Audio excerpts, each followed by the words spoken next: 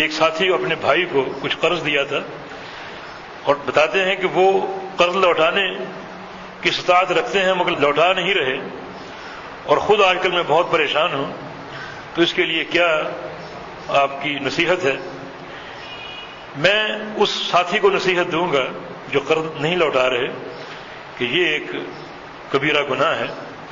حدیث میں آتا ہے کہ جو شخص قرض لے اور لوٹانے کی نیت کر لے اور اللہ نیت کو جانتا ہے تو اللہ تعالیٰ ایسے اسباب اس کو مہیا فرماتا ہے کہ وہ لوٹا دیتا ہے اور اس کے مال میں برکتیں عطا فرماتا ہے۔ تو اگر آپ چاہتے ہیں کہ آپ کے مال میں برکت ہو تو اس قرض کو لوٹا دیں تاکہ آپ کے مال میں برکت ہو، ورنہ موت اچانک بھی آ سکتی ہے۔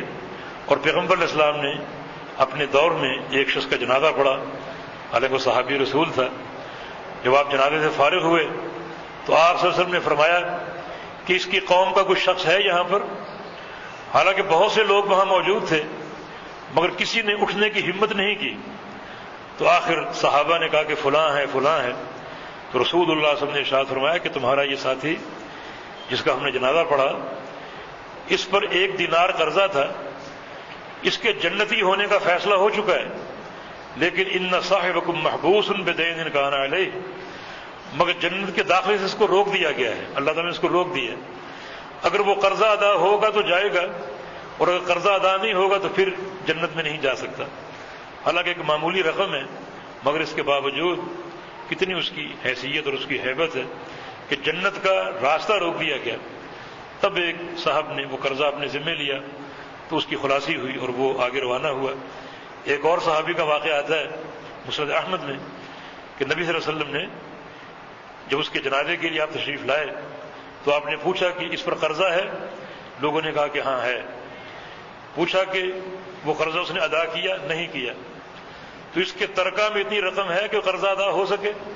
لوگوں نے کہا کہ نہیں، مانا وہ محتاج تھا کہ اس کے ترکے میں بھی رقم نہیں ہے کہ وہ قرضہ ادا ہو سکے۔ فرمایا کہ صلوا علی اخیکم، اس کا جنازہ تم خود پڑھ لو، میں نہیں پڑھوں گا۔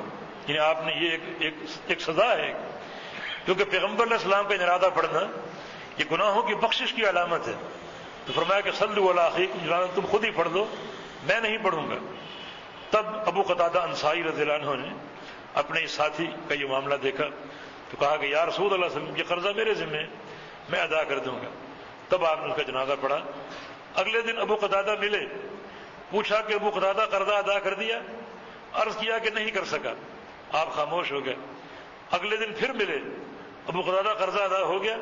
عرض کیا کہ جی ہاں، آج میں نے قرضہ ادا کر دیا۔ تو رسول اللہ صلی اللہ علیہ وسلم نے فرمایا الآن برت جلدہ، اب تم نے اس کی قبر کو ٹھنڈا کیا، ورنہ قبر اس کی گرم تھی، اب تم نے ٹھنڈا کر دیا۔ تو 3 دینار کی کیا حیثیت ہے، مگر دیکھیں عذاب قبر اس کو لاحق ہو گیا، اور جب تک قرضہ ادا نہ ہوا اس وقت تک یہ عذاب مسلط رہا۔ تو یہ معاملہ بڑا سنگین ہے۔ اللہ تعالی ہم سب کو توفیق دے کہ ہم ایسے معاملے میں اپنے دامن کو بالکل پاک صاف کر لیں، ہر طرح سے بری ہو جائیں، اور بری ہو کر اپنے پروردگار کے پاس جائیں۔ اللہ پاک توفیق عطا فرما دے۔ وآخر دعوانا الحمدللہ۔